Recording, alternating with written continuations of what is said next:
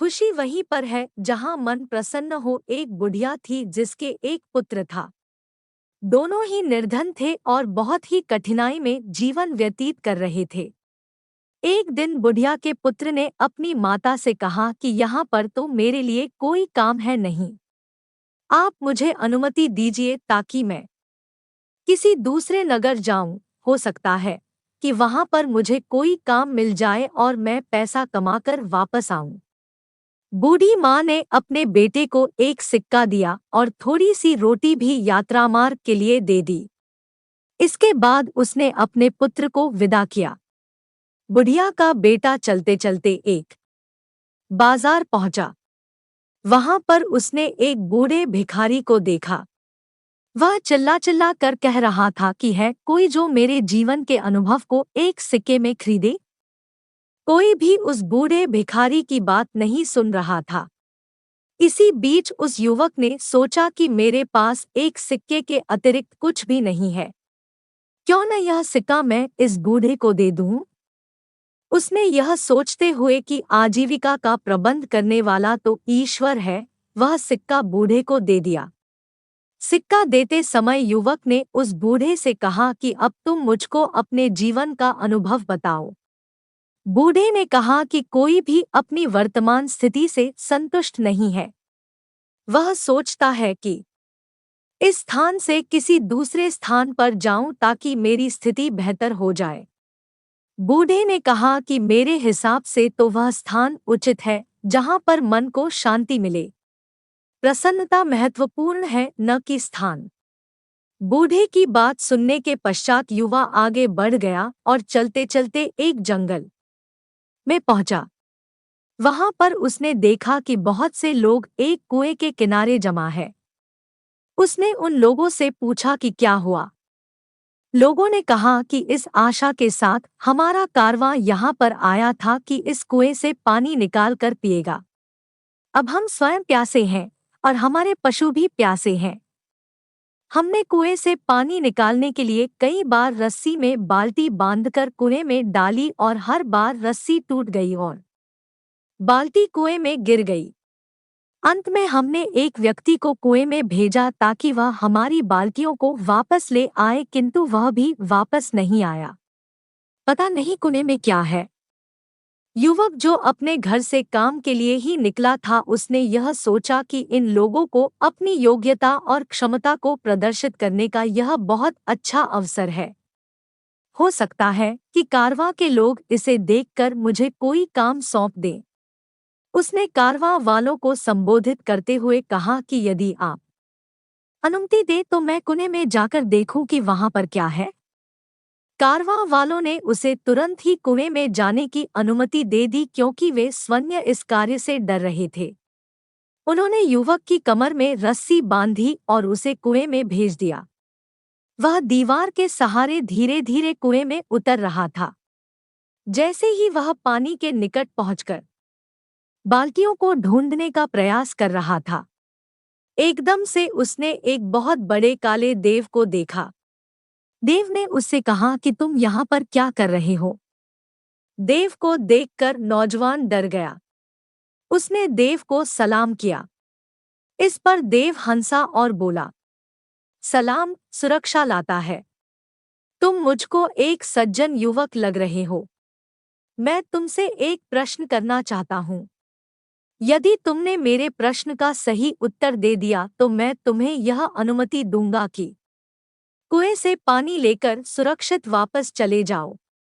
यदि तुमने मेरी बात का सही उत्तर नहीं दिया तो मैं तुमको भी उन्हीं लोगों की भांति यहाँ पर बंदी बनाऊंगा जो तुमसे पहले यहाँ पर आए थे। ऐसे में युवक ने सोचा कि तुम्हें क्या परेशानी थी जो यहाँ पर आए, लेकिन अब इन बातों से कोई लाभ नहीं था। अब मुझको ईश्वर पर भरोसा करते हुए देखना यह है कि इस काले देव ने क्या सोच रखा है। यह सोचते हुए उसने देव से कहा कि ठीक है, मुझको तुम्हारी बात स्वीकार है। तुम अपना प्रश्न पूछो। देव ने युवा से कहा कि यह बताओ कि खुशी कहाँ है। देव का प्रश्न सुनकर युवा ने कहा कि मालूम है कि खुशी तो धरती पर ही है। फिर उसने सोचा कि यदि मैं उसको यही उत्तर दूंगा तो हो सकता है कि उसे बुरा लगे क्योंकि उसका घर तो अंधेरे कोने में है। अभी वह यह सोच ही रहा था कि युवक को बूढ़े फकीर की बात याद आई। बूढ़े की बात जैसे ही उसके मन में आई वह बहुत प्रसन्न हुआ। इसके बाद उसने देव से कहा कि जानते हो खुशी कहाँ है? जहाँ पर मन प्रसन्न है वहीं पर खुशी है। उसकी बात सुनकर देव बहुत प्रसन्न हुआ। उसने कहा कि तुम्हारी बातों से पता चलता है कि तुम बहुत समझदार और अनुभवी हो। तुमसे पहले जिससे मैंने यह प्रश्न किया था उसने मुझसे कहा था कि धरती पर पाए जाने वाले बाग खुशी का स्थल है, जबकि मुझको तो यही स्थान अच्छा लगता है और मैं इसे ही पसंद करता हूँ। देव ने कहा कि जाओ बाल्टियों को ले जाओ, मैं तुमको 3 अनार दूंगा। जब तक अपने घर न पहुंच जाना, किसी से भी इस बारे में कोई बात नहीं करना। युवक ने देव का आभार व्यक्त किया, बाल्टियों को पानी से निकालकर एकत्रित किया और उनको पानी से भरकर वापस ऊपर भेज दिया। उसके बाद वह भी कुएं से सुरक्षित वापस निकल आया। बाहर आने के बाद उसने देव की कहानी कारवां वालों को सुनाई, किंतु अनार के बारे में उसने उनसे कुछ भी नहीं कहा। कारवां वालों से उसका आभार व्यक्त किया। फिर युवक कारवां के साथ अपने नगर वापस आ गया। जब वह अपने नगर पहुंचा तो कारवां वालों ने उसे एक गाय और भेड़ उपहार स्वरूप दी। उन्होंने कहा कि हम कुछ समय तक तुम्हारे नगर में रहेंगे। जब हम यहाँ से वापस जाएंगे तो तुम भी हमारे साथ आ सकते हो और हमारे लिए काम कर सकते हो। इसके बाद युवक ने कारवां वालों से विदा ली और अपने घर की ओर चल पड़ा। अपने पुत्र को देखकर उसकी माता बहुत प्रसन्न हुई। उसने कहा कि बहुत अच्छा हुआ कि तुम आ गए। मुझको तो आशा नहीं थी कि तुम इतनी जल्दी वापस आ जाओगे। युवक ने कहा कि ईश्वर ने मेरी सहायता की। अब तक मुझे एक गाय और एक भेड़ उपहार में मिल चुकी है। कुछ दिनों के बाद अब मैं कारवां वालों के साथ उनके नगर जा सकता हूँ और उनके लिए काम कर सकता हूँ। रात को माँ और बेटे ने खाना खाया। माँ थकी हुई थी, आधा जल्द सो गई। युवक ने अपनी जेब से एक अनार निकाला और उसका एक टुकड़ा काटा। अनार के दाने बहुत चमक रहे थे, जो जगमगाते रत्न की भांति थे। युवक को पता चला कि अनार के दाने बहुमूल्य रत्न हैं।